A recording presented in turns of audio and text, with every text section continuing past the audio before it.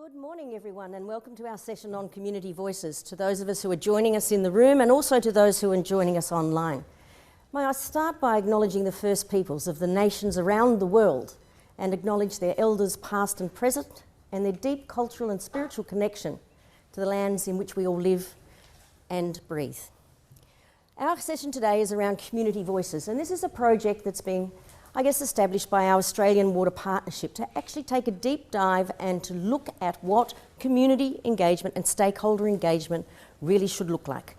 And we've used a couple of case studies in Australia to actually explore deeply with communities, policymakers, and those agencies that are involved in dealing with change, with moving forward on the water reform journey. This publication has been written by myself and a co-author, Leith Booley, who is joining us online, and been supported by Michelle Campbell, who works with our Commonwealth Environmental Water Office, and also Daryl Day, who is a legend in the water industry in Australia, and Daryl is also joining us online. So what is Community Voices and how have we actually gone about this process? What we looked at was a series of interviews with various people up and down the length of the Murray-Darling Basin who actually experienced the change that we brought into play over the last decade and a half. And we asked them about their perspective on community and stakeholder engagement. What was the good, the bad and the ugly? And may I say that this publication is a partner publication to our Indigenous Voices document that is being written by our Indigenous Brad Modbridge. I'd recognise Brad from Australia, is a really important document. And that document actually explores the 60,000 years of Indigenous management of land and water in Australia. What I'm talking about here is the last couple of hundred years and how we've really stuffed it up. So what the Indigenous people could do over 60,000 years to maintain and sustain and live equitably with nature, we managed to do some really bad things just in a very short period of time. So what did it look like? Well, over the first 80 years of the last century, we built and we built and we built. We made agreements, we made agreements, we made agreements. They were all focused on economic development, build infrastructure, dams, weirs, locks, barrages, huge canals going out into the landscape to support great irrigation initiatives, great irrigation districts. We created communities, we created economic wealth, and we generated an entire economy out of the water. Then in the late 1980s, thereabouts, and in the last part of last century, we went, whoops, we've gone too far. We have exceeded the capacity of our system to sustain us. And what are we going to do about it? Well, we had lots of meetings. We had a commission, we had a framework to work within, and we actually made good progress. Now, I need to take one step back and say in Australia, it might be one country, but we're very distinct sovereign states within that one country who maintain the right to manage water under our constitution. And so in the Murray-Darling Basin, there are 4 states, and those 4 states fight fiercely for their rights in regard to water. So in that context, we were making steady progress. We had some great successes. Our salinity strategy was fantastic. We did a lot of really good work, but we could not find a way to address the elephant in the room. And that was we had over-allocated the system. And right through, up until the early part of this century, we were doing that steady progress, and then this happened. What we call in Australia the Millennium Drought. And the Millennium Drought went from about 1998 through to 2010. Coincidentally, that actually is exactly the time I was in Parliament, 1997 through to 2010. And I was the Minister for Water Security at the bottom end of the basin in Australia, where this was happening. We were running out of water for people. For the first time, we had to think about how we dealt with that elephant in the room, which is taking water back from consumptive use and putting it back into sustaining the environment in which we all depend. So what did we do about it? Well, the first thing we did was we had a meeting, and the Prime Minister brought all of the premiers and all of the water ministers together in Canberra, and we talked about what do we need to do. So the first thing we needed to do was to set aside the Murray-Darling Agreement that had served us since 1914. Served us very well in sharing the water between the states. But it did not mention critical human needs. And we were in a situation where we were experiencing a drought of massive proportions that we could not possibly have modelled for. We had 117 years of data, and we did lots and lots of modelling, lots and lots of science around the different scenarios that would occur under different circumstances environmentally. What we didn't expect is that the Millennium Drought would give us circumstances that were 50% less than the worst case scenario we had modelled. All of a sudden, everything we knew about science and everything we knew about the system and everything we knew from history was no longer relevant in making decisions going forward. So at this meeting in the Basin Plan, we asked our National Research Institute, the CSIRO, to do a sustainable yields research project. But we didn't say, we'll wait until that's done to act. We said, you go and do that because we're going to need that information. We're actually really going to have to understand in basin by basin by basin what's the sustainable yield that we need to keep in the system to actually drive and enable our economy and our communities to thrive. We also established a dry inflow contingency planning framework where we divvied up every drop of water that fell from the sky and ran into the rivers as rainwater, and setting aside the Murray-Darling Basin Authority.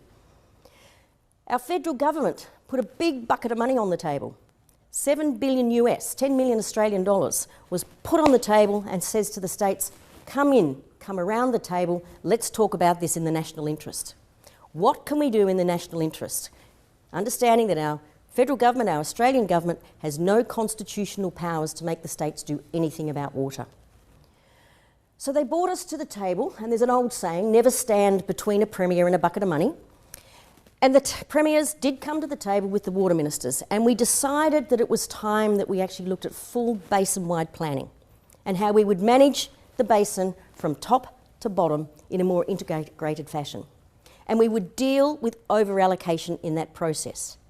And to enable that to occur, we actually had to negotiate as states with our federal government and talk about, for the first time, ceding some of our powers to the Commonwealth Government to enable this process to occur. We did not cede all our powers. In fact, we ceded very little powers to the Commonwealth. What we did cede to them was the ability for the Commonwealth to be able to do a basin-wide plan and set new sustainable diversion limits, which would enable us to reset the balance, and with the 10 million Australian dollars that was presented, look at how we would readdress that balance, how we would buy water back. Okay, so we're doing all of that, which was fantastic, and the task was not complete. First thing they did was they ran away behind closed doors in the Murray-Darling Basin Authority and made no effort to engage with the communities or the states at all. They worked on establishing a technically perfect document full of gloss, and they called it the Guide to the Basin Plan as the starting point for discussion with the community. But what the community saw was, finished document, you're coming out to tell us what you're going to do. And it was rejected, soundly rejected. It was burnt in the main streets of the towns. And the federal government had to go back to the drawing board. And when they went back to the drawing board, they realised that they had to start to put people in this process. And if they didn't put people in this process, they would not be able to achieve the goals that we have. So the Basin Plan then took another couple of years to enact. But we do have a Basin Plan now. And we do have a process for rebalancing consumptive water with the productive water. What we don't have is consensus that it's enough. What we don't have is consensus that everybody's being treated fairly, and what we don't have is a completion and actually achieving all of the targets. But we have made significant progress, and 2/3 of the water has been recovered, and we are still working towards recovering the rest of the targets that we hope to achieve. We've got a major review happening, and that review must involve people for us to actually take it to the next stage. So in water resource issues, in everything you do, you can, I mean, it's the people that are the problem at the same time as the people are the ones that can make the solutions. And if you're not engaging with people and you're doing to people what you think is right for them, doing the science over here, doing the black box modelling, making assumptions that they don't understand, they will reject it. So we have to come up with better ways to engage with communities, and through the process of this Community Voices, we've actually gone out and interviewed people who lived that period of time, during the Basin Plan. And those people said to us quite clearly a number of themes. And we've actually gathered those themes together, and we've created what we've called a set of principles around community and stakeholder engagement that we think are really important. That if you are establishing a new process and you want change, there is a critical element, these are the critical elements that you must consider in that process. So we call them the principles of community and stakeholder engagement. Now in this, there will be conflict. And the first thing we want to say to people is welcome the conflict. Bring it into the room. Don't marginalise it. Don't put it over there and say, we're not going to speak with those because they don't agree with us. Our politics is turned to that.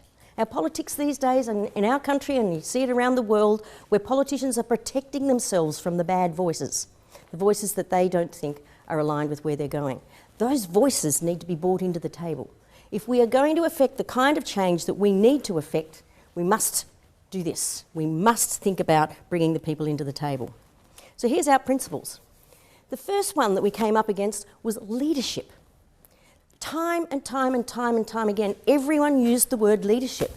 And when you drill down and you ask them, well, what does leadership actually mean? Everyone has a different view on what that leadership is. It's not me standing up here as a politician telling everyone to follow me because I'm the leader. It's about creating an environment where, to use an old phrase, you're keeping the buffaloes heading west. And that requires leaders from behind. That needs leaders in their communities. It needs developing capacity in our industry associations to understand the conflict as well. It's about creating the environment where you can build the capacity and create leaderful communities. Those leaderful communities will be there right through and will continue to be there long after the scientists and the government agency and the politicians have gone. So Gandhi said, I suppose leadership at one time meant muscles, but today it means getting along with people. And we are scared of people. We are scared with what people will do with information. We are scared to engage them.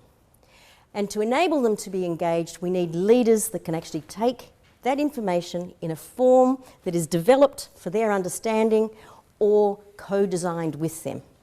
And the word co-design has come up time and time and time again, but what does it actually mean? Well, that's another one of the principles. We have to build trusted relationships with these communities. These communities will listen to those people they trust.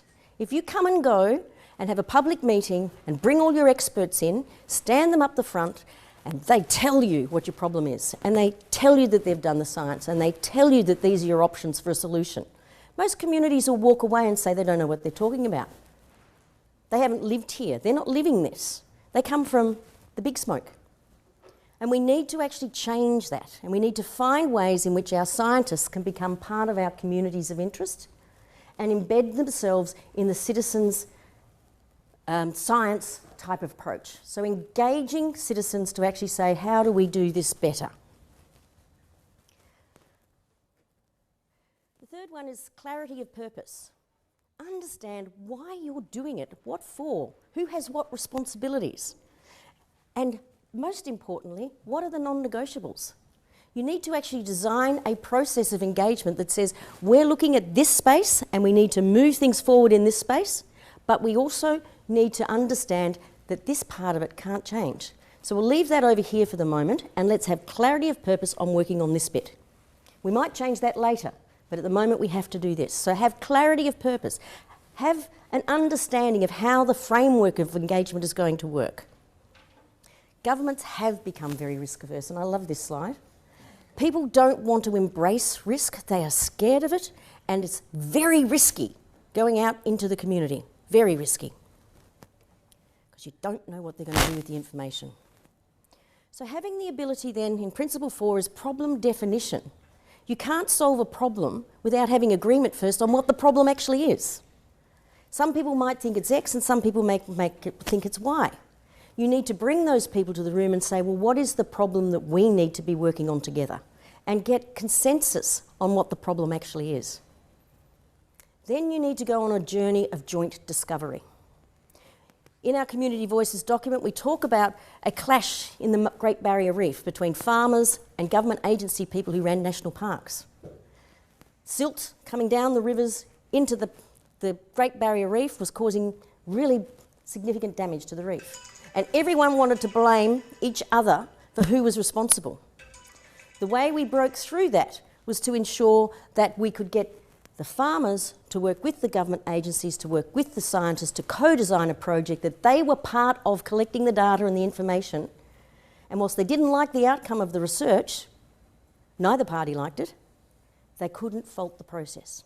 Really, really important. Have joint discovery, joint co-design of the system that you want to work within, and problem definition needs to be agreed.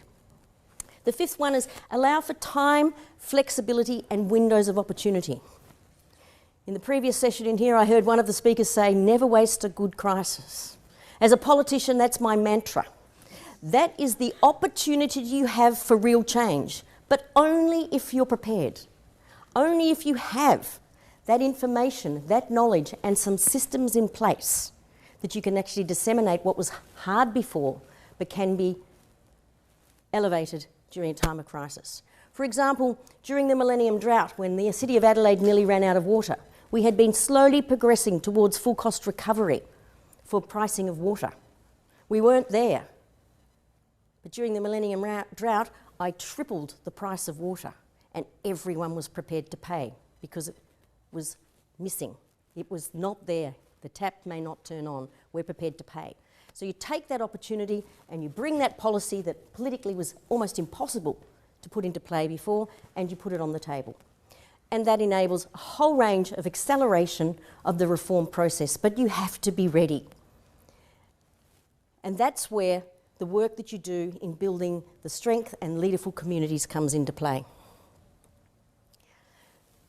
Principle 6 is about decision-making and change management. We need to demonstrate how the decision-making process will occur. For most communities, they don't understand the decision-making process. They don't understand how the information gets churned up and turns into an outcome, and they don't know where their bit in providing information into that process has gone. It just disappears.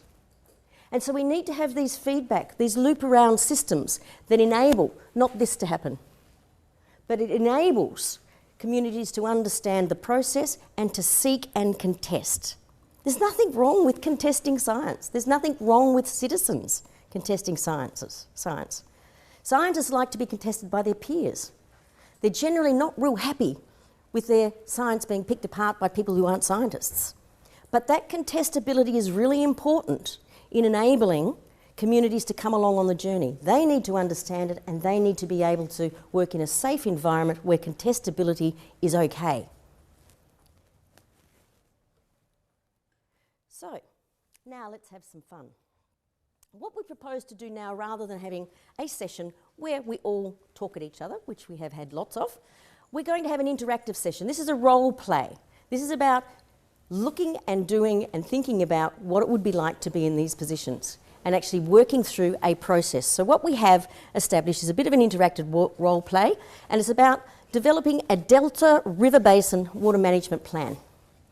Now, it's already been agreed, we're going to have a plan, and it's already agreed that a Delta River Commission will be established. And the first step in the process is engaging in country with the stakeholders in country. So we're going to have 3 countries. We've got country alpha up the front here, country beta and country gamma. We're going to drive the ones up the front here can come over here. There's a group over there and some need to go over there with Matt. We've got facilitators here. We've got Matt over here as the facilitator for gamma. We've got Irina and we've got Lucia here at beta, and we've got Michelle here at alpha. And online, we'll have the camera focused on the interactions of what's happening in alpha, and we invite everyone online to get into the chat box, give yourself a role in this role play, be whoever you want to be, and pop your comments on the chat box and we'll include them on the whiteboards. Okay, so the role of this game is, we have a Delta River Basin Commission, we have an upstream country, a midstream country and a downstream country, happens everywhere. And what we're going to do is talk about the competing demands. Now, the competing demands just don't mean between countries. Competing demands within countries are just as hotly contested as competing demands externally. And there are competing demands not just between community and agencies and the government, there are competing demands within governments. So we've got some little cards that we're going to hand out to you, and we're going to give you a role to play in this. Some of you will be policymakers, maybe in the mining sector, maybe in the ag sector. Some of you will be water policy makers. Some of you will be farmers, some of you will be irrigators, some of you will be fishers, some of you will be Indigenous voices, and we're going to have a conversation about what's important to you in the first discussion in your country in this River Delta Basin Management Plan. What would you like to see? And how do you want to be engaged? How do you want to be involved in the process from the perspective of the cards you're about to be given? Okay, so here's an example, country beta, 5 policymakers. The water policymaker will be the policymaker that comes to the Delta River Commission at the end of this. So we have 3 stages. First stage, in-country. Second stage, in-country policymakers get together and talk about what they've just heard from their stakeholders, and then we'll bring the water policy members up here and we'll have a conversation about how the steps we're going to take to actually develop a basin management plan. So there's the 3 levels of negotiation. There are some handouts around too that you can actually refer to if you need to, but the first one's going to be in-country policymakers, and there are certain issues that each country has, some of the farmers, some of the business people. The aim is for stakeholders and community issues to be identified and a common national approach. You're hoping to get there. A common national approach should be easy, shouldn't it, within country? Okay, we'll give it a go. So this is discussion 1, so I'm going to ask you all now to move to, this is country alpha over here. Country beta, you've already got a nice little cluster there. Can I ask a few of you to move over here to Matt's group? And you might go over to Matt's group, I think, John. Yep, turn around. Yep.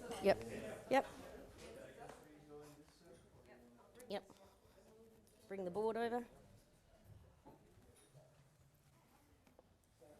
Okay. Hearing distance? So, who would like to? Yep. Okay. There you are. Thank you. There you are. Which country are we now? There you are. Alpha. There you go. There you go. You go. And you too. Come. Are you reporting? So you've got one. This is my last session.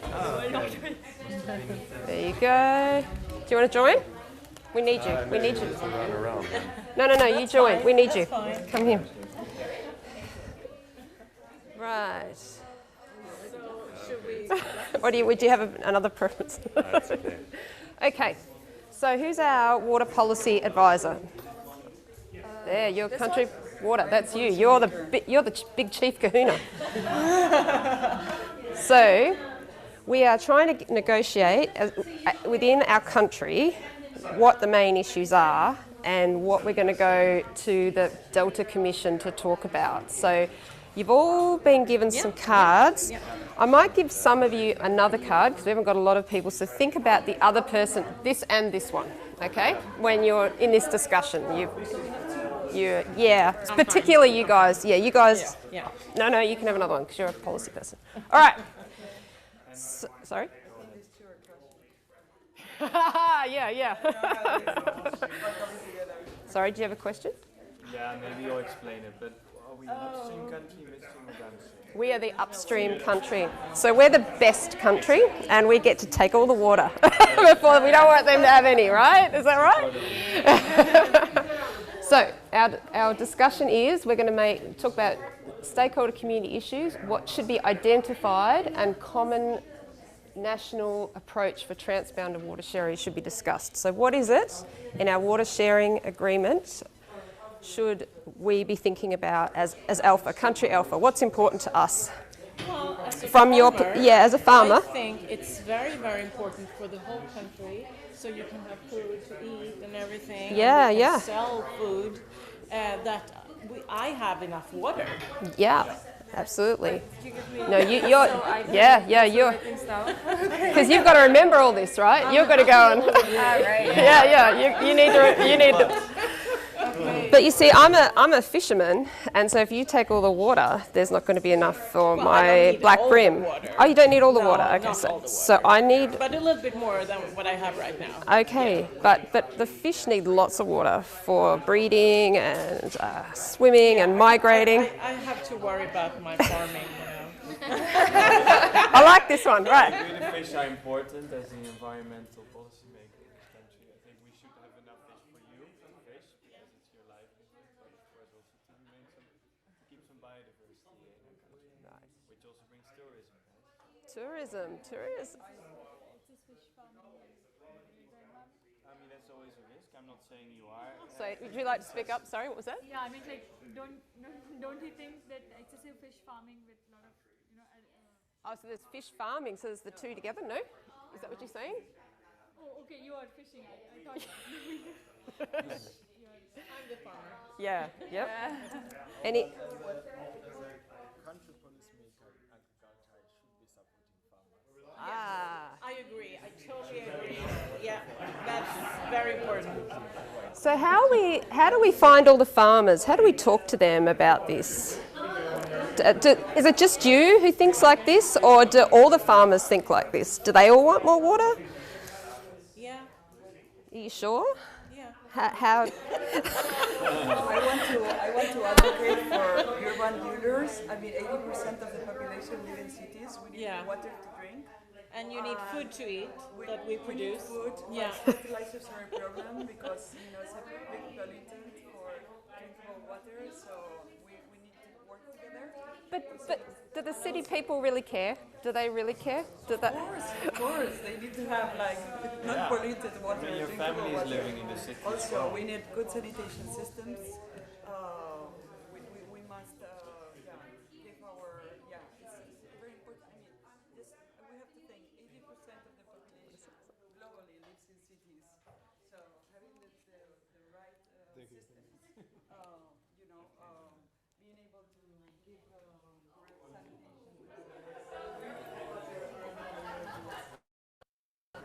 sanitation. We also have the other agenda, which is advocating for mining. This is very different. We're actually doing a research project in a big mine. I'm also a country policymaker for mining. No, On my free time. As the business, as small business tourism, we need water to run our day-to-day activities as a tourism industry. And also fishing comes into Tourism, yeah. So we need water Yeah. to run different activities and also to attract people from outside so that they can have water for activities that include water fishing Yeah. and all the other activities. So how many tourism people are engaged in this space? Like, are you just here on behalf of the? Are all? Or are you just that really annoying person that speaks on behalf of tourism but no one else listens to in your community? Are you a leader in your community around this? She is. She is. She is.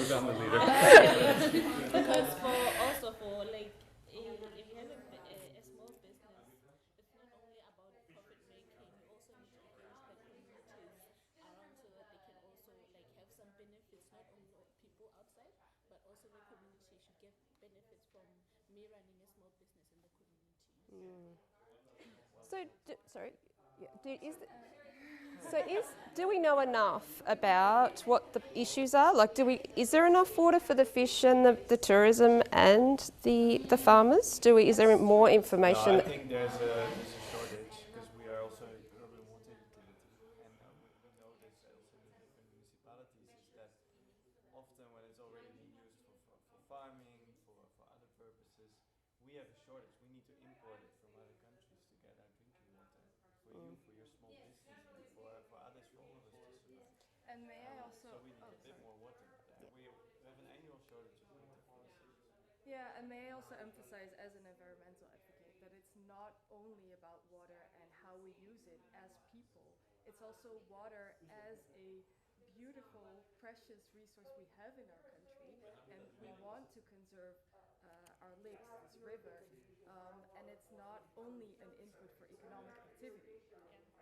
Oh, for goodness sake, such a greenie, don't you think? I was going to add to what you just said. Being an indigenous or first person, it's also important for our ecosystems to be sustained. Yeah. Absolutely. And do you run into issues currently? We do. Yeah, but most of the issues Yes. as the people who use these resources and upstream, we are sort of moved from those sustainable measures we used to do, and we are now just cycling by the ecosystem around us. And that also impacts the city because then we are the primary users. You guys are way too agreeable. Well, I think as a farmer, I think I need more water than I have today. And I think the farmers should, you're all dependent on what we do. So I think we should have the right to have more water, actually. As an integrated, I can say something about that. I would take my role as who is supplying the water to all the farmers and who is distributing water around. Yeah. I would say there is, inside the country, there is a need for efficient water management. So we don't like fight between the farming and other communities for water. But- Also because it's an upstream country, like river is flowing to us, and what's wrong in taking more water? Yeah, but our water policy officer here has to go to the Delta Commission soon, and she has to like give up some water. Like, how are we going to give that up? How are we going to? In the cities, you're using way too much water. Right, no. I mean, you're actually just, you're taking long showers, you're watering your lawns. I mean, I don't think you can continue doing that. Well, I actually am going to advocate to change the system and to work more together with the ecosystems, the agriculture, and we should apply nature-based solutions even for example, to in our sanitation systems, awareness of our cities. We need the ecosystem to be healthy. We want our cities to attract more people. We want people to go all the way to the country and sustain the land ecosystems. We should apply climate smart agriculture. We have to think about that. We should, take the fertilizers away and look for more regenerative. That's a good idea. Agricultural systems. Speaking about tourism, we need to apply the principles of circular economy. We are also city people that need, tourists to. I mean, economy is important for people also.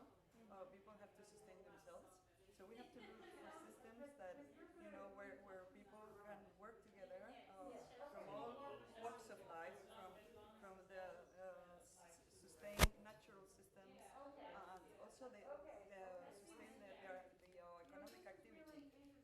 It may be the fisheries, the agriculture, the industries, and so forth.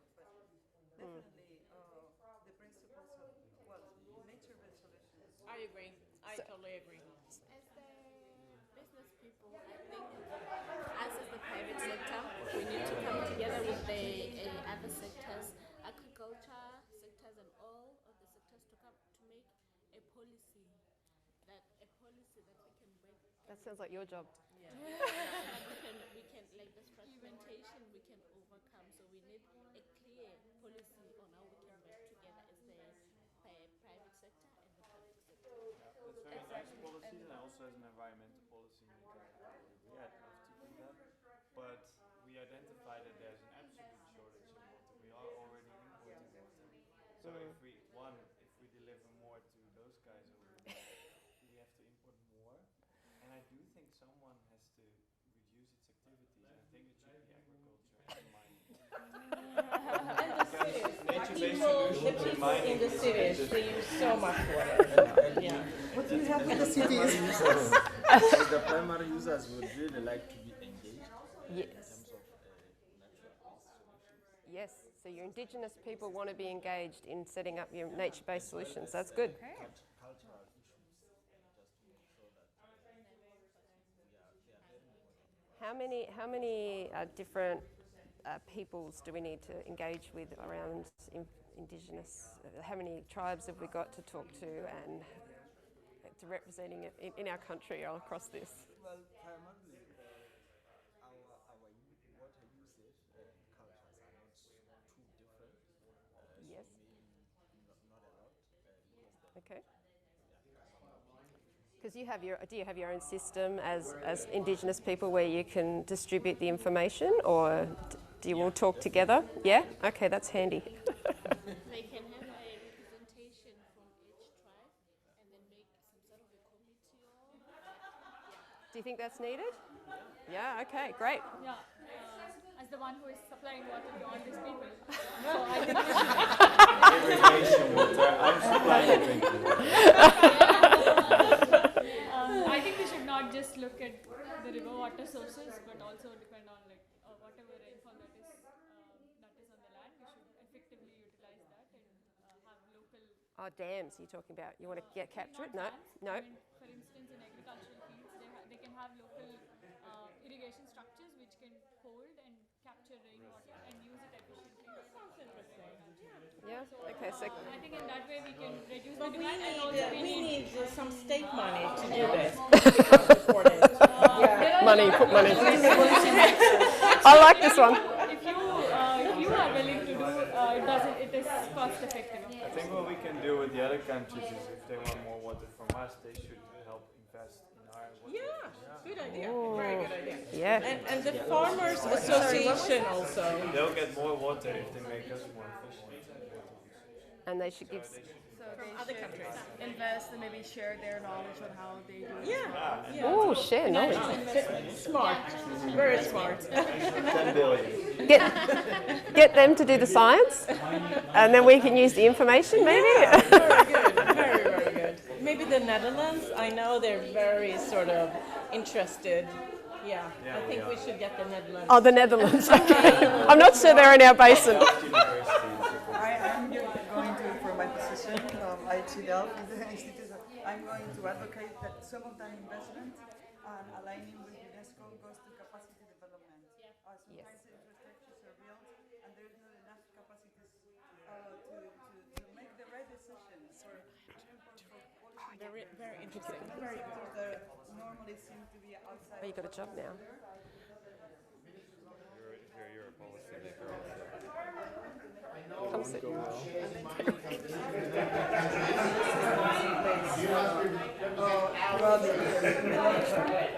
Always have a long-term vision.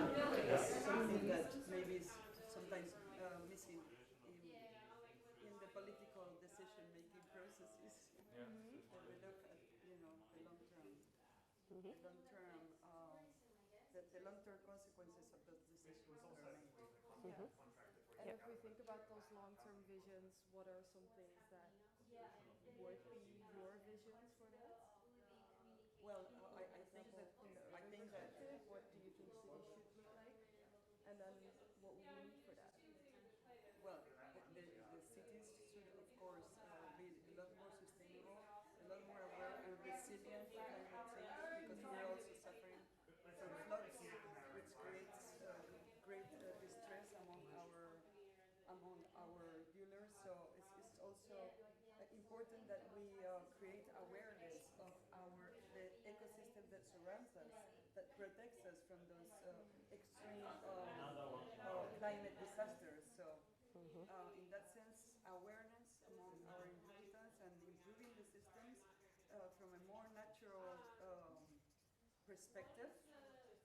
I think the investments should be made in capacity development and improving our sanitation systems, the quality of our drinkable water with nature-based solutions. I think Yeah. that, So we've got 5 minutes left. So you. I just have another point to add. I think on a long term, within the 3 countries, we should have a fair data share on Okay. how the water resources are being used in their countries and what is also the demand. Yep. So we are not just fighting over we want this much water, Yep. but actually backing up it with. So I'm starting to hear very lofty goals, which try and take off your, very educated minds. And we need to talk about how we're going to get all of our country on one page.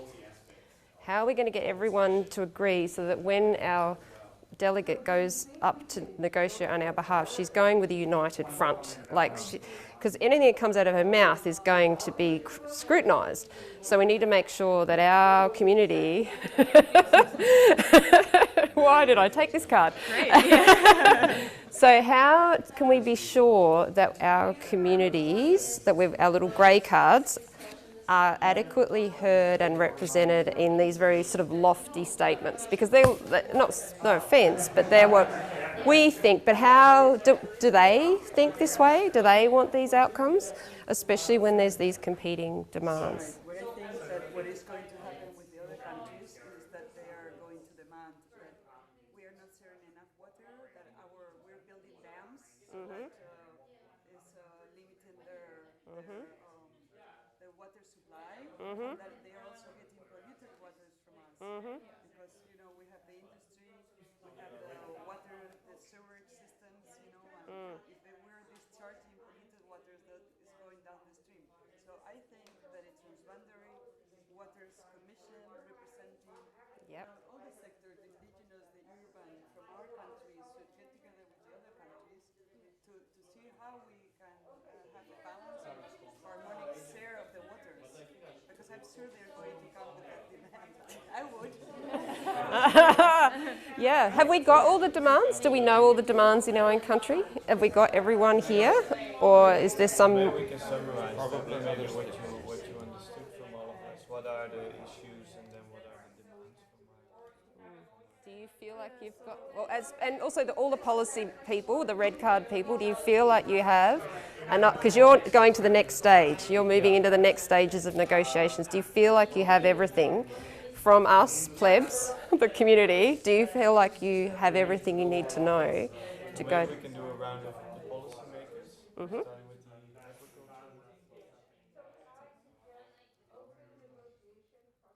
I think representing the interest of the farmers. Yeah, we've got the farmer here. This is our new farmer. Economically,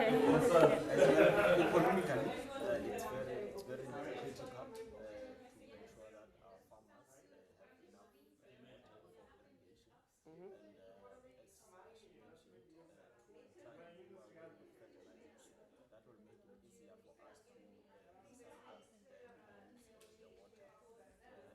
Therefore, our water demand is have a sustainable system in agriculture that really help us in terms of the economy. So I think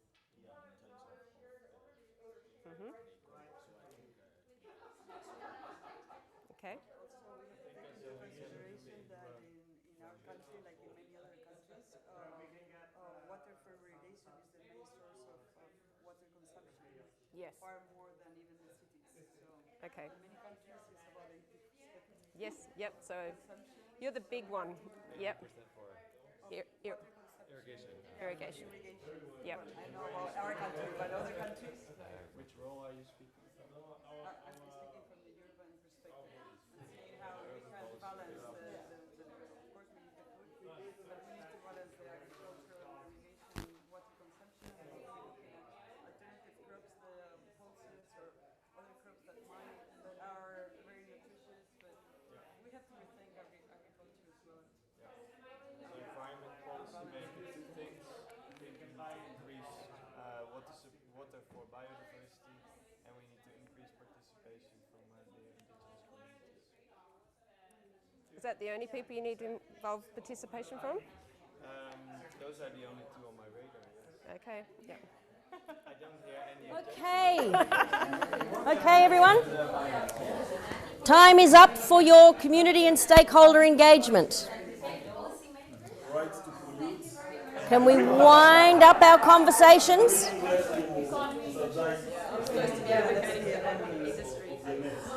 All right, can we wind up our conversations? And we're going to... Can we have a little bit of quiet? I know it's a really interesting conversation. Hello, everyone.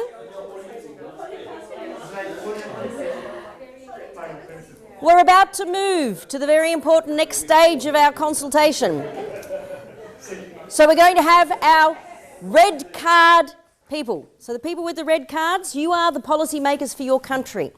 The next part of this role play is you are going to talk to each other. And you are trying to come up with a way in which you can represent your country collectively at the Delta Commission. So you're representing different parts of your community as a government agency person now. So the red card people, I want country Alpha here, country Beta here, and country Gamma. There should be 5 on each.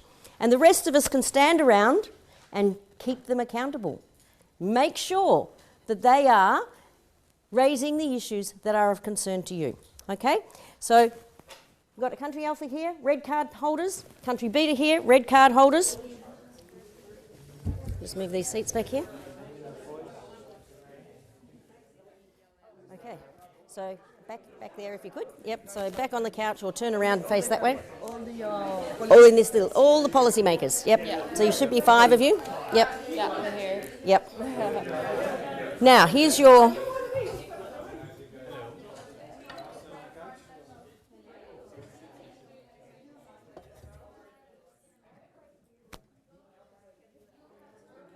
Okay, policymakers for beta are here. Sorry? Alpha, beta, gamma. Yep. Gamma over that way. Yep.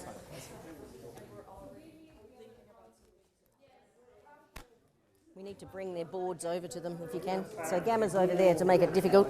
Yep, sorry. We'll just take the paper. Red cards. Which country are you? Country beta? Yeah, we're Beta here. Beta. Depends where you're from. There you go. That's right. So do we have? Everybody's wearing this. This is the Women in Water Diplomacy Network. Yep. Okay. It's yes, amazing. Everybody's wearing it. Oh, there's no one bit. Yeah, you can take that one.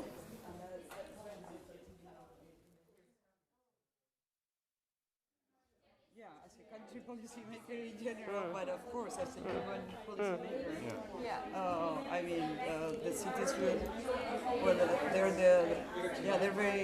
being hit very hardly by floods, for example, where also our infrastructures, even if we invest in infrastructures and spend millions in new plants, they're being hit very hard by those events, and also droughts, for example, are limiting the availability of water for our own city dwellers with water restrictions and so forth. Yeah, and just as well as for the efficiency aspect, also for the mitigation aspect, we should see where we can do knowledge sharing and collaborate with the other countries. That's on right. these things, because they're probably also running into these problems, right? Of floodings and having water shortages. So with one priority, maybe we can get to 3 priorities that we bring to the table with the other countries, and perhaps one of them that we will share. I'm speaking as an environmental policymaker, but I recognize what you're saying, is to reduce the risk of drought or flooding, and that we, together with the other 2 countries, find ways to identify the risk and also calculate what it means for our different stakeholders, and then can act together. So I'm new at the table. So yeah, hey, how you going, guys? Hi, who are you? I'm from the mining. Hi, welcome. Whatever. It's too easy, right? So I hear everything you're saying, but you know, we need security throughout the year, all year, to do this mining thing, right? Yeah. That's like hundreds of thousands of jobs, like whole economy. But so you can do what you like with your water, but we're going to need that security all year round. Like, and so we've got major donors and whatever. Yeah, I think that would also be on us as agriculture to maybe change some of our farming ways, just to make sure that during floods also we can keep more water upstream, and that would be sustainable. That's good. I like that. We could build something to hold it so that we got certainty. The runoff in the cities then can move to downstream, but for us, just to make sure that we have enough water for You need to speak up, guys, because this is a public forum, so everyone can hear discussions. I have a low voice. That's okay. So you're saying you want a way to capture the water upstream and hold it so that there's certainty through those for irrigation. Yep. Okay. That's fine. Water capturing systems. I'm fully aligned on keeping that water upstream. It's great, but let's find a proper way to do that that doesn't kill the fish and the trees. So let's think of other ways to keep that water. Perhaps just more forest and water that is kept in the soil itself rather than building this big concrete dam. We are talking naturally. Yeah, sounds good. So keeping more water is a priority, I think, for all of us. Okay, and Thinking also and about perhaps the can we also mining. think about how do we negotiate this with the other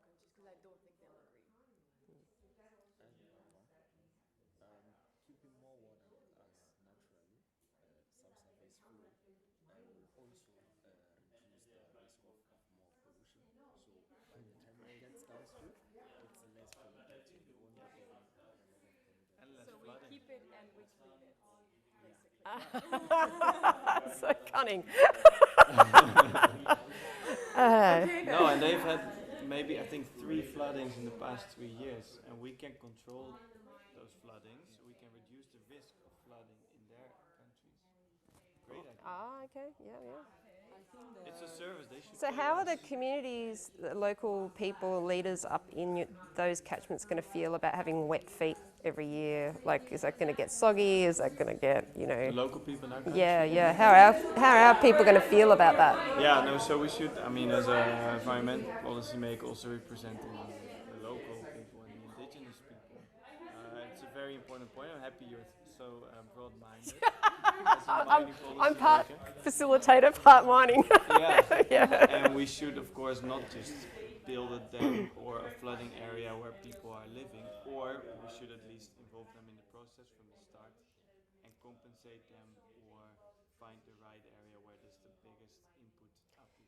Is there going to be like more mosquitoes if we hold more water upstream? Like, is there another policy maker that we should have here? Have we got all the policy? That would be stagnated water. Yeah. So we have to make sure that the hydraulic elements that Oh, we're going to need pumps and cement and. yeah. Okay, I know it's No more dam building. No more dam building. That speaks to the issue you mentioned earlier that the countries downstream should also invest in the mines. Right. Exactly. That's what I was going to make that point. That we need the 3 countries investing together, even in infrastructures that are upstream, because they will be affected by those infrastructures. So if we improve our systems, they will see the positive results on those systems, right? Is this going to have any health impacts? Like, should we have another policy maker here, maybe from health or I from? think we should have like an ecological transition committee that is multidisciplinary and multi-country, right? From the health sector, from the indigenous communities, from the urban communities. I mean, we should be able to work together also with besides the other countries, to have a multidisciplinary approach to the problems. Because So you do that at the country level, not at our country level, no, or? we should share the knowledge and the decisions with the other countries. Okay. We are all going to be affected by the other countries' decisions. Maybe they're going to be more affected than us. But they also hold the responsibility of keeping natural ecosystems that at the later stage that will mean that climate change disaster risk will diminish in our country if they're able to also keep their natural ecosystems more healthy. We will benefit also from that. So at the end of the day, it's a trade-off, right?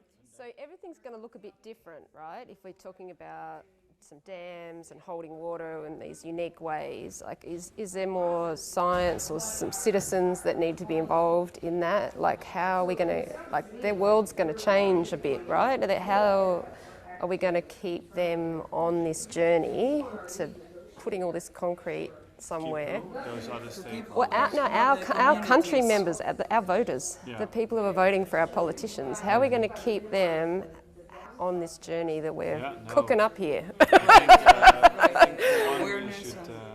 We should have a clear portal where they can see the problems that we're talking about, that they define, that we just defined all of them. We should put them there first, and then we should provide the data. I heard the data earlier as well on substantiating the problem statement. And just a timeline. People love timelines. Timeline, a sexy timeline. That's great. You're good at this. And going further on that, I believe, for example, in the Boulder sort of methodology, that you involve the citizens to identify the problems, not only the solutions, not to give them what the problem is and tell them what the problem is. But we worked out the problem. They are living the problem each day. We've already worked out the problem, haven't we? It's what we discussed with them prior to our discussion right here, right? Yeah. So, and then we can make that visual in that portal And maybe even have a little section where they can give input, right? Like, Yeah. oh, this is not how we meant it, or this should be added, or I don't know, like a comment section or something. And it was mentioned earlier that we could have a committee,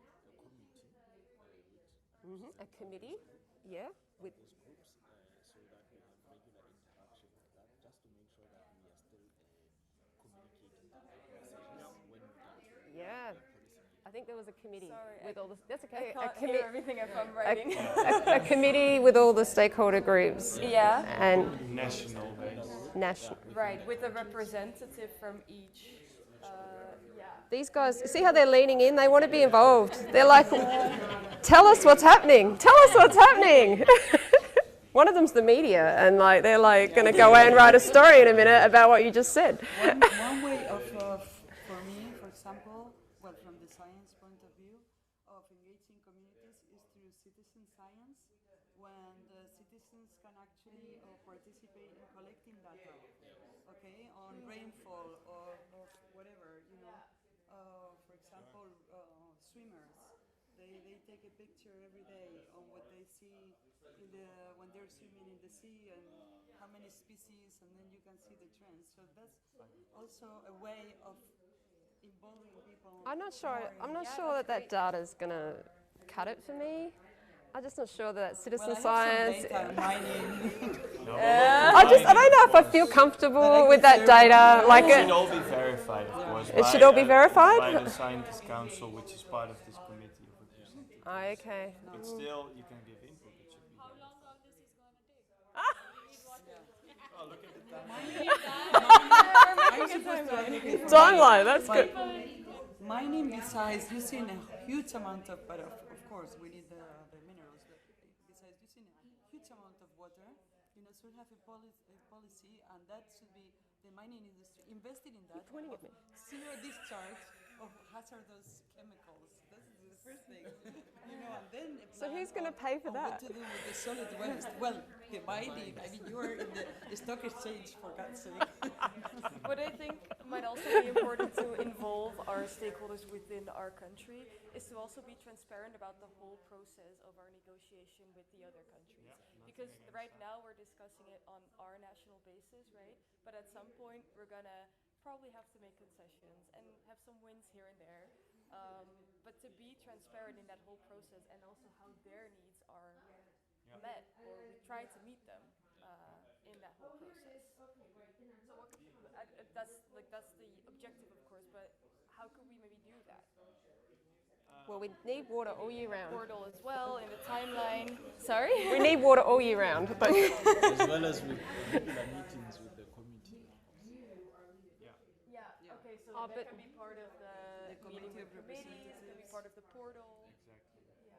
So maybe just summarizing a little, or could you summarize, Pauline, on what were the issues now that we'll bring to the table? And then I think the second question was, how will we bring them to this in the national table? Yeah.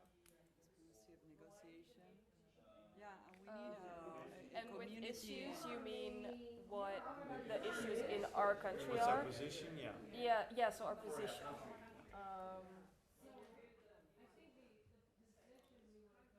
So I think we said our position was that we want to capture, because we've had all this flooding, and we want to capture as much water as we can in smart, sensible ways for the, for me. One, and two, the systems that the services we provide to our downstream neighbors will make them partake in the financing. I think we need a. Sounds beautiful. Yeah, we need a community engagement and awareness and engagement go So- hand by hand, right? So I would say. what? Okay, so this is like our position, right? Our position, Why would yeah. this be beneficial for them? No, so that's Or the why would they second want thing. to? Yeah, so we have our position. Yeah, It's the- beneficial for them because less floodings and cleaner water. Yeah. And also, I think that And more sharing of our transboundary waters. And we also had, We need a transboundary water committee in that committee of representatives. yeah, the And committee. is this the main thing we want, or is it? But I think we can negotiate everything else through the transboundary committee of representative members. Sorry, I'd say it again. Transboundary waters. Water policy makers to the front of the room. Don't be shy. The meeting's about to start.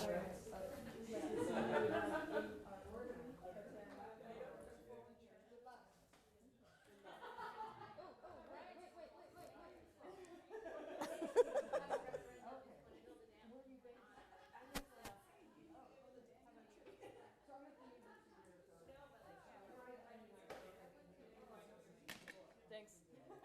Alrighty. Take it. She might want to refer to it, so I might just put it in that corner there so she can see it from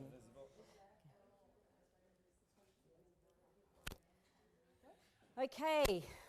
The Delta River Commission meeting is about to commence. Can I have our policy makers? Alpha, Beta, Alpha, Oh, yeah? Beta, Gamma. Sorry? Water policy. Do we have a water policy maker?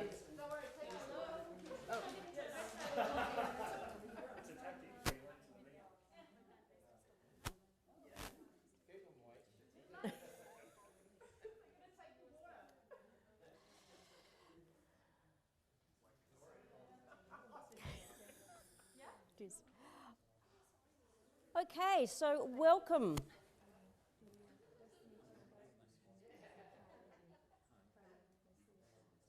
And nice to meet you. I'm Carleen. I'm the chair of the commission. Thank you. And hello. Nice to meet you. Nice to meet you also. Nice to meet you, Robert. Well, we've established a relationship. We've met each other, and today we're here to actually have the first meeting of the River Basin, the Delta River Basin Commission. We understand that the objective of the Commission is to develop over time a basin plan that equitably and fairly shares the water of our basin amongst the contested users. Today we're going to actually start the conversation by asking each country to make an opening statement. So I'm going to start with the bottom of the system, and I'm going to ask Gamma to speak first. Okay. Good morning, all. We are Gamma country. I'm the policy maker for the Gamma country. It's on, yeah, it's on. I'm the policy maker representing the Gamma country. After consulting with all stakeholders, we have three main concerns, cross-sector concern, which has been raised. And basically, they are equitable sharing of the resources, of the water resource, the concern about the quality downstream, but also the concern about how all the development projects of the basin are going to affect the interest of the indigenous people. And so for the entry statement, I think that will be all. Maybe we'll develop later how we are going to share this with the Commission. Very good. Thank you very much.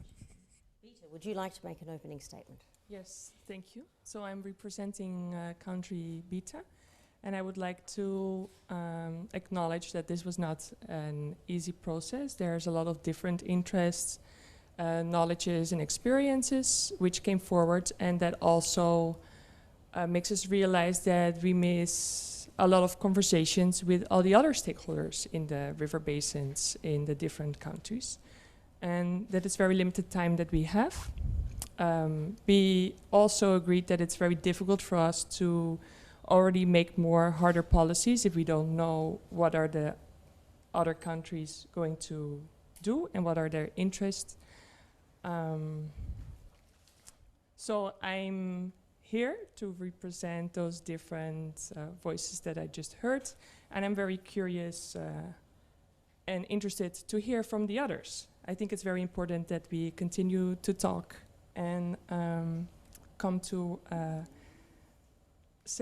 satisfying plan, or at least a process how we're going to continue. Thank you. Country Alpha. Yeah, thank you. Hi everyone, my name is Pauline and I'm the country representative for country Alpha, sitting right over here. Yeah. Hello, my people. Yeah, thank you both for your opening statements. And I want to say that I acknowledge the problems that you have just stated, and I also recognize your feeling of wanting that engagement with, well, the discussions you just had, we just had, you just had, but also among each other. And so I'm looking forward to that, and also to finding solutions together to, well, some of the issues you already stated. Yeah, which I'm sure you've also talked about how to address those things within your country, as have we.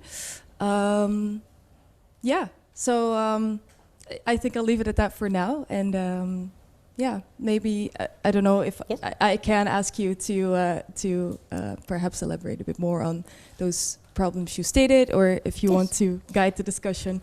But otherwise, we could get into that. I think we should get into that. I think it's Yeah. a very good idea, and I think we could start with Robert, and you can actually elaborate on what are the issues that your country are most concerned about.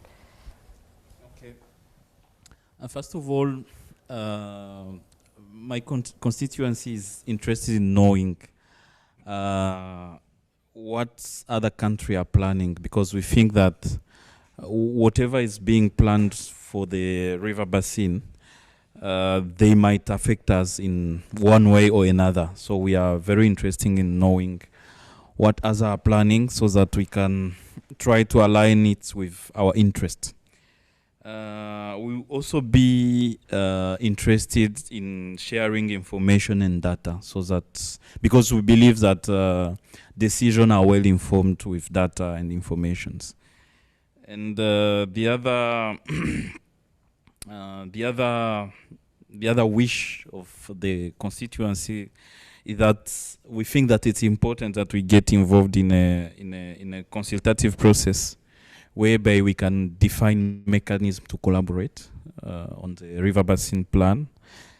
But also we want to make sure that at the end of the process we come up with an agreement, an enforceable agreement for different basin development projects, so that we participate, and we don't just how is it called? I will say it in French. Sorry, I come from a French-speaking country. Pour qu'on ne puisse pas subir les effets des différents projets qu'il y aura sur le bassin. So we really want to come up with an agreement, so that whenever a development project, whether it's a dam or it's an hydraulic structure, that we get consulted and we get informed, so that we just don't be affected without being brought on the table to discuss the matters. Yeah, that is all. Thank you. Peter, how you feel about sharing your information about your development proposals?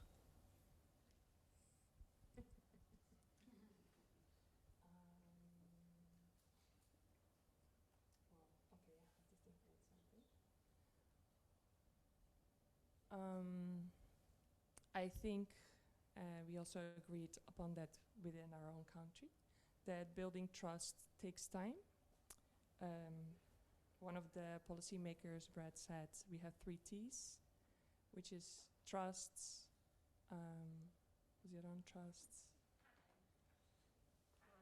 time, and T. So I believe that we need to we need to drink a lot of tea together to build that trust and create that time that we also feel comfortable sharing the development process and the details that we have so far in the data. Thank you. Country Alpha, how do you feel about it?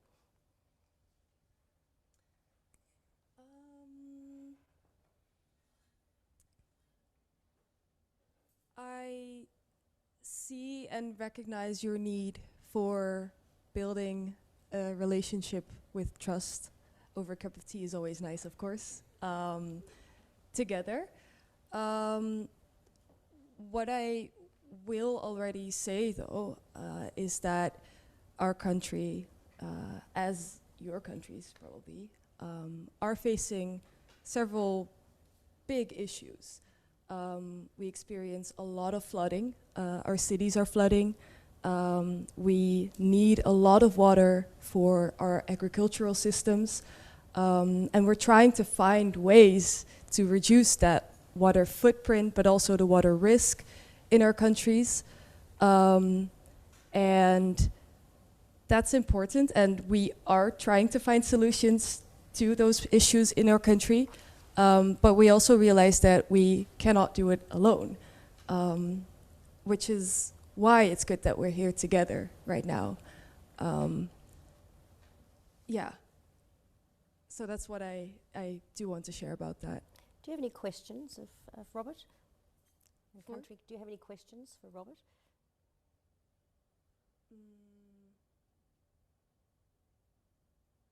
Robert's down the end of the system. You're at the top of the system. Yeah. What do you know about Robert's country? Not a whole lot. No, I have to be honest. So it's good that we're here together. But what are the main issues you are facing in your country? And what do you expect or want from us as an upstream country, or even from country Beta? Well, my country is, as I said it before, it's a country which relies more on the water. Our development is dependent of the quality and the quantity of resources, and we are, as we are downstream, we are very interested in being consulted and involved in whatever development project on the river basin which is planned. Simply because we think that being a country which rely on the water resources, it's important for us to be informed of what is going on, so that we can plan better and support our people in different sectors, whether it's agriculture or mining, making sure that they get enough resource to process their raw materials, or to grow crops and all that stuff. So Country Beta, tell me, how do you think, we've heard the word trust numerous times, how do you think you're going to build trust between your upstream and your downstream country neighbours? Well, I'm already learning many things by listening to you, and I definitely believe that we need to continue doing that and understanding the issues that you face, and also the contributions that you make to our country, because it's a country, although we are separate counties. So, and for that, I don't have the answer, but I would, what we discuss and what's very important, we think as policymakers, based on the information we got from our citizens, is that we would like to think about a collaborative process. How do we want to continue engaging with each other and sharing the problems and the solutions that we see? Okay. That's a really interesting next step that I think we need to explore a little bit further. The collaborative processes that are going to be necessary to ensure that you can build that trust and to create the opportunity for leadership in this area is going to take time. But what's the next step we need to take? What's the next step that you as commissioners believe is the most important step to take along this journey?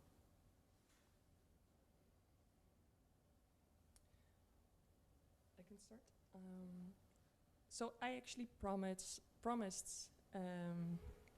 to the people I talked to that I report back to them.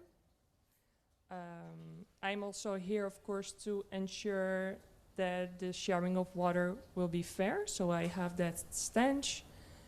and I think we all have, so that's something we have in common. Besides that, there are also things that we represent that are different. So that's for me one thing that I want to be able to continue to reflect and report back to the people in my county. That's one thing that I can say. I don't know if you have been talking about this process and the needs of the people that you're representing. I would like to hear from you about that. Yeah, if I can say something about that, please. So what we have discussed, or what we were working on also for within our country, and maybe that can also form a basis for our country collaboration, is to have a process where we involve our stakeholders within the country. And one of those things would involve sharing of knowledge, of plans, sharing a timeline, but also being involved in data gathering on water quality and availability. And we, within our country, have a committee set up of different representatives. And I think that would be something good to also have amongst our countries. So perhaps our representatives from different sectors and different water uses, so to say, can also get together, so that it's not only us as country representatives who talk about these plans, but we also hear the voices of those people who it actually impacts, and they also speak to each other. How does that sound? Okay, thank you all for what you have said. It seems that we are getting good progress on this discussion, and for us, we are really interested in making sure that this meeting is an opportunity to meet again, and also to probably to create a platform where we can continue this discussion further, while still consulting with my people, and to see how far we can take this initiative, and to build a future together. Thank you.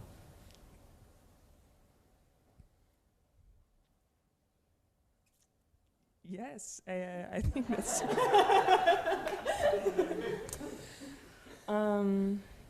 No, I very much appreciate what I just heard, and I definitely think that it would be a good idea to bring the different policymakers together, and then maybe in that step we can also think about, or we do that on a county level. How are we then also going to engage with the people, like with our people, with the citizens that we are representing?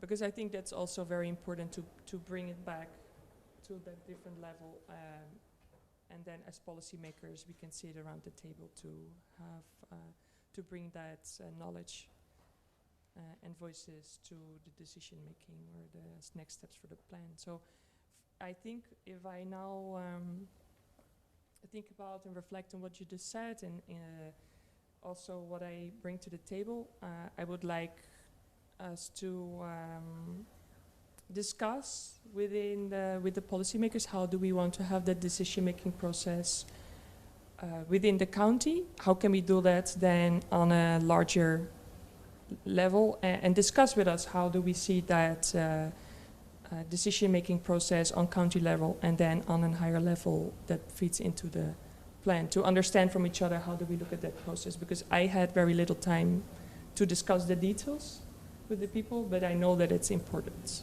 I don't know if that's something for us to, as an action plan, as an action for the next meeting that we will be having, that we understand a bit better how do we want to engage. Thank you. Thank you. Well, the first meeting of the Delta River Basin Commission is coming to a close now. And I think as the chair, I'd just like to summarise what I think I have heard, and to get feedback from you as to whether or not I have read the room correctly. So what I'm hearing is that there is goodwill to progress this further, and there is agreement that you need to have a schedule of meetings set out in the future to keep coming back to the table to continue the discussions. What I've also heard is that you're not ready yet in your country to actually know what your in-country priorities are because you have had insufficient time to do that. And you need to set up a process in each of your countries that enables you to better inform and be informed by your communities. That will take time, as it will take time to build the trust within your communities that this process is going to lead to a good outcome across the basin. You've also talked about the process that you might develop to actually understand better the interaction between the countries and the interaction between the policymakers country to country. So whilst you have a process of the water policy makers are here at this meeting, who else needs to be around the table? Second, who else needs to be supporting these conversations, and what sort of a structure do we need to build under that? And I'm hearing very loudly and clearly that you're all very focused on ensuring that the community is involved in these processes and establishing a in-country committee that interacts with an inter-country community committee also to feed into the process. So that's what I've heard. Can you elaborate if I have missed anything, or you think that we have a way to move forward on developing our water sharing, our water management plan? For me, this sounds very complete. Thank you.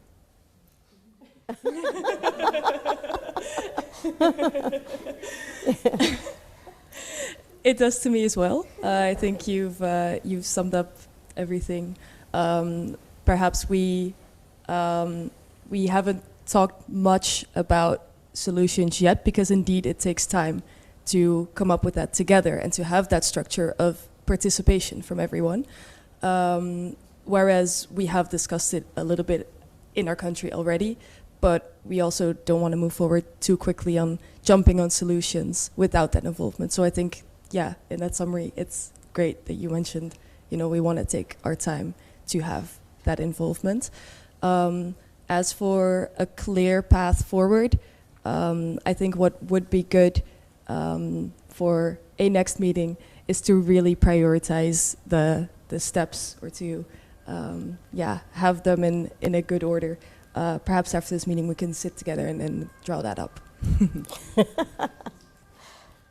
Okay, thank you very much. I think you have summarized the intentions, and we will commit to the intentions that we have stated here. And we are looking forward to meet again, so that after consulting with the constituency, we'll be able to meet again and define a road map for implementation, so that we build this relationship for win-win solutions. Thank you very much. Thank you. Thank you to our commissioners. What I'd like to do now is to ask each and every one of you who has participated in this process if you have any questions of our Delta commissioners. Who's going to be?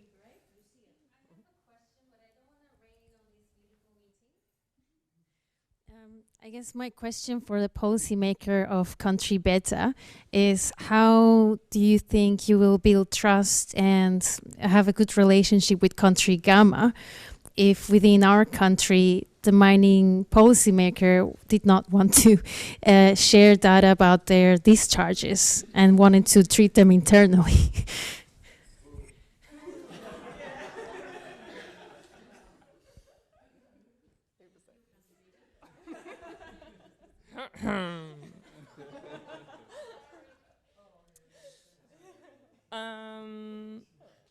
So first, you're making an assumption that it's something that they're not willing to share. So I think that's also something that we further need to discuss. Maybe that's a possibility that we can open up that conversation. And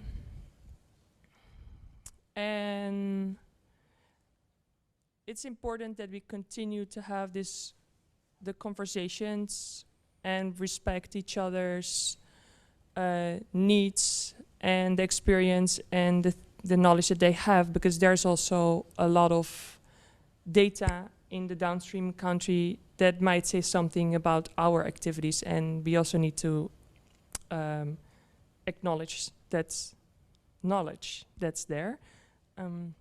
Yeah, so I'd say it's very important to first have the discussion in turn to see if that's going to be a problem or not. Yeah. I think we have time for one more question. Two more questions.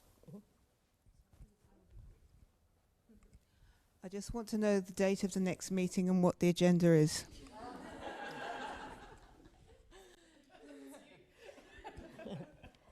The date of the next meeting is next month, and the agenda will be establishing the steps towards building a roadmap and agreeing a roadmap of actions to actually engage and develop a roadmap to agreement on a basin sharing plan.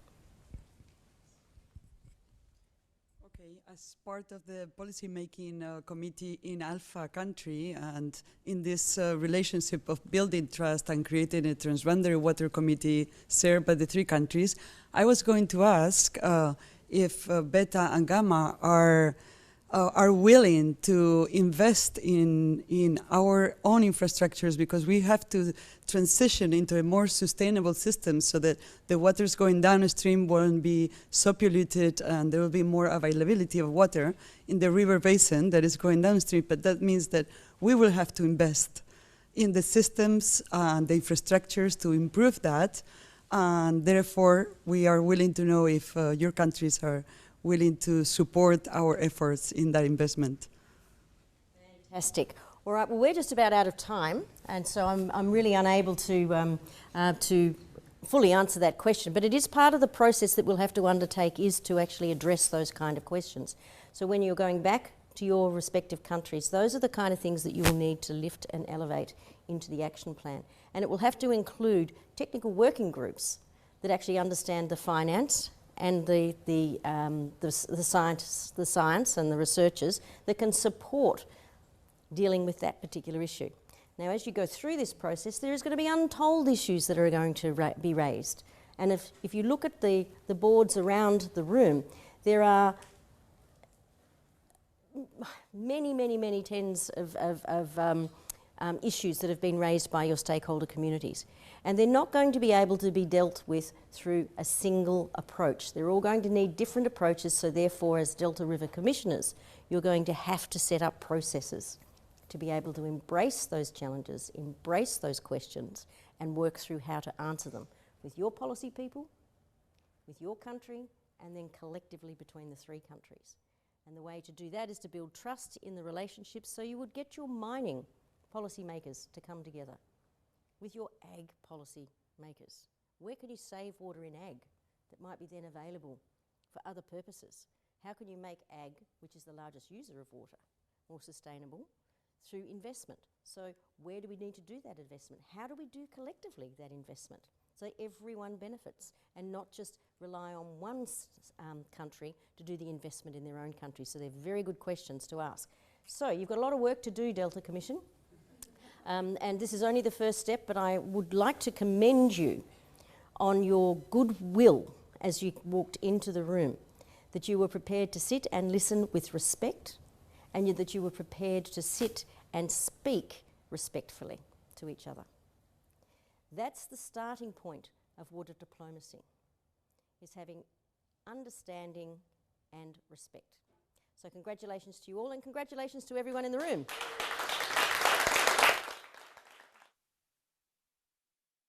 Thank you very much for participating, and I hope you've all walked out of the office today, the Delta River Commission office, thinking that there is hope and there is a way forward, and that community engagement is the critical step in doing that. I'd now like to invite Lucia from the Australian Water Partnership to come forward and just say a few words on behalf of the Australian Water Partnership, who have sponsored this event but also sponsored the development of the Community Voices paper. Thank you very much, Caroline, and thank you, everyone. And sorry, it was role playing.